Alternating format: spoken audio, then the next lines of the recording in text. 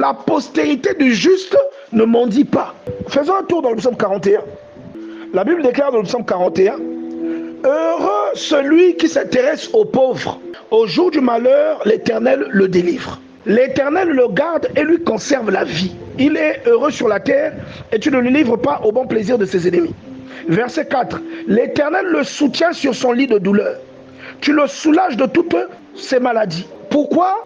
Parce qu'il s'est souvenu du pauvre. Parce qu'il a été généreux. Alléluia. Maintenant, imaginez ce que vos enfants vont recevoir comme bénéfice. La Bible dit, j'ai été jeune, j'ai vieilli, jamais je n'ai vu le juste abandonné, ni sa postérité mendiant sans pain. Là, il est en train de te dire que la postérité du juste ne mendie pas. En quelque sorte, il te dit que la postérité de celui qui est juste est à l'abri du besoin. Le tout n'est pas dans le nombre de prières que vous faites, mais le tout est dans le bien que vous faites à votre proche. Quelqu'un comprend?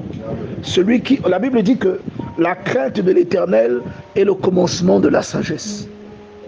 Et il faut savoir que tout le bien que vous faites, il ne sera pas anodin. Il va sauver aussi les gens de votre maison, comme nous l'avons lu le dimanche en parlant de cette parole du livre d'Ésaïe qui déclare que les vôtres vous appelleront réparateurs de brèches, que les vôtres bâtiront sur des anciennes ruines. C'est-à-dire ce qui était bâti, qui a été détruit, parce que toi, tu t'illustres, tu obéis à Dieu et tu fais du bien aux gens. La Bible déclare que parce que tu fais cela, ceux qui avaient bâti dans ta famille et qui ont été réduits à zéro, ils vont bâtir de nouveau à partir des ruines de ce qu'ils avaient bâti hier. Quelqu'un comprend ça?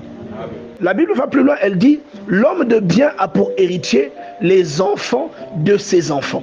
Dieu est en train de te dire que quand tu fais le bien, tes héritiers ne seront pas uniquement tes enfants. Et on va bien parler de cette parole parce que beaucoup de gens se disent qu'il s'agit simplement d'héritage. Alors qu'il ne s'agit pas d'héritage, mais il s'agit de la quantité de l'héritage. Parce que si l'héritage va aux enfants, mais que Dieu vient te dire, elle va aussi aller aux enfants de tes enfants, ça veut dire que ce que tu as laissé, c'est beaucoup. Quelqu'un comprend ça? Amen. Et ça ne disparaît pas, ça dure dans le temps. C'est-à-dire ce que tu as laissé, c'est durable. Ça ne va pas servir seulement à tes enfants. C'est comme si tu laissais un vêtement que tes enfants porteront, mais qui va tellement résister que même les enfants de tes enfants aussi porteront. C'est une garantie que tu mets entre Dieu et tes enfants. Heureux celui qui s'intéresse aux pauvres. Point d'exclamation. Heureux celui qui s'intéresse aux pauvres. Au jour du malheur, l'Éternel se souviendra de lui. Quelqu'un comprend ça?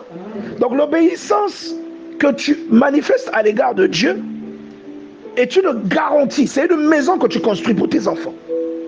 C'est une garantie que tu mets entre Dieu et tes enfants. Je vais relire avec les mots qui sont écrits. Heureux celui qui s'intéresse aux pauvres. Au jour du malheur, l'Éternel le délivre. Verset 3. L'Éternel le garde et lui conserve la vie. Il est heureux sur la terre et tu ne le livres pas au bon plaisir de ses ennemis. Verset 4. L'Éternel le soutient sur son lit de douleur. Tu le soulages de toutes ses maladies. Alléluia. Amen. Lorsque quelqu'un craint Dieu et qu'il obéit à Dieu,